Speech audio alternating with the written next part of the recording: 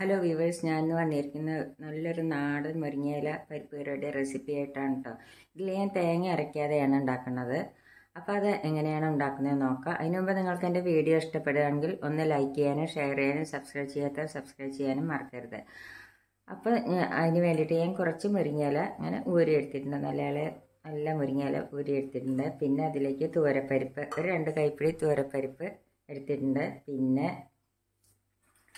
മുളക് പൊടി, ഉപ്പ്, മഞ്ഞൾപ്പൊടി എടുത്തിട്ടുണ്ട്. അതല്ല നമ്മുടെ എരിവിനനുസരിച്ച് മുളക് പൊടി എടുക്കാം. പിന്നെ മഞ്ഞൾപ്പൊടി, ഉപ്പ് എടുത്തിട്ടുണ്ട്. പിന്നെ വറുത്തിടാനായിട്ട് ചെറിയ ഉള്ളി അരിഞ്ഞെടുത്തിട്ടുണ്ട്. പിന്നെ 2-3 അല്ലി വെളുത്തുള്ളി എടുത്തിട്ടുണ്ട്. ഇത്ര സാധനമാണ് നമ്മുടെ ഈ മുരിങ്ങയില കറി ഉണ്ടാക്കാനായിട്ട് വേണ്ടത്. അപ്പം ഇനി നമുക്ക് അതെങ്ങനെയാണ് ഉണ്ടാക്കുന്നതെന്ന് നോക്കാം.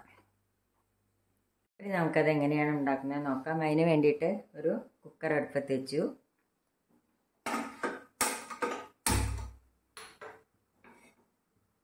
അതിലേക്ക് നമുക്ക് ഈ പരിപ്പ് ഇട്ട് കൊടുക്കാം, തൂരപ്പരിപ്പ് ഇട്ട് കൊടുക്കാം. ഞാൻ കുറച്ച് നേരം വെള്ളത്തിലിട്ട് വെച്ചതാണ് വേഗം വേവാനായിട്ട്.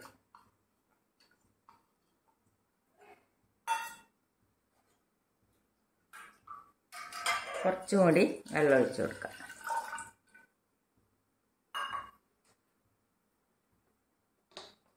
ഇതിലേക്ക് കുറച്ച് വെളിച്ചെണ്ണ ഒഴിച്ചു കൊടുക്കാം.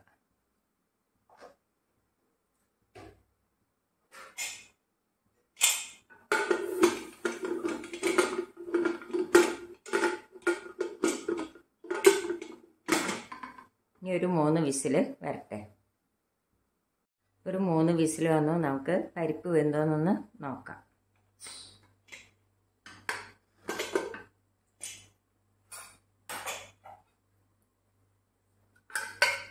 പരിപ്പൊക്കെ നല്ലപോലെ വെന്തിട്ടുണ്ട്. ഇനി എന്താ നമ്മൾ ചെയ്യേണ്ടതെന്ന് വെച്ചാൽ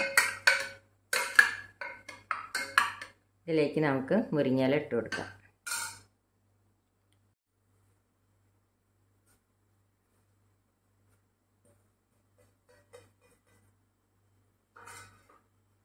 മുരിങ്ങയില ഇട്ട് കൊടുത്തു.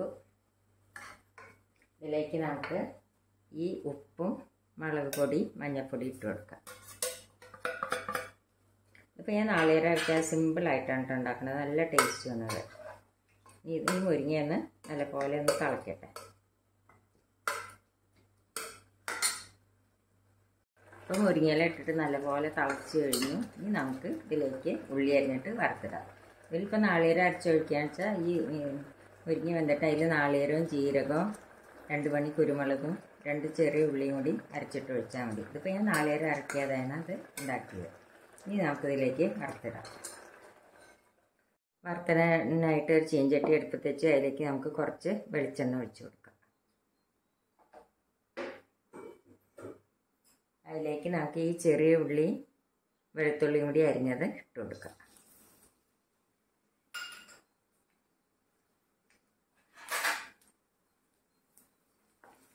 ഇതൊന്ന് മൂക്കട്ടെ.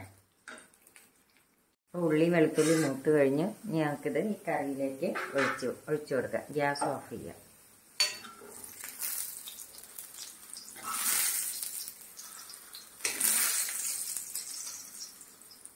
നമ്മുടെ എളുപ്പത്തിൽ ഉണ്ടാക്കിയെടുക്കാവുന്ന മുരിങ്ങയില പരിപ്പ് കറി റെഡിയായി. തേങ്ങ അരയ്ക്കാതെ ഉണ്ടാക്കിയ മുരിങ്ങയില പരിപ്പ് കറി റെഡിയായി. എല്ലാവരും ഇതൊന്ന് ട്രൈ ചെയ്ത് നോക്കുക. ഇഷ്ടപ്പെടുകയാണെങ്കിൽ ലൈക്ക് ചെയ്യാനും ഷെയർ ചെയ്യാനും സബ്സ്ക്രൈബ് ചെയ്യാനും മറക്കരുത്. Thank you.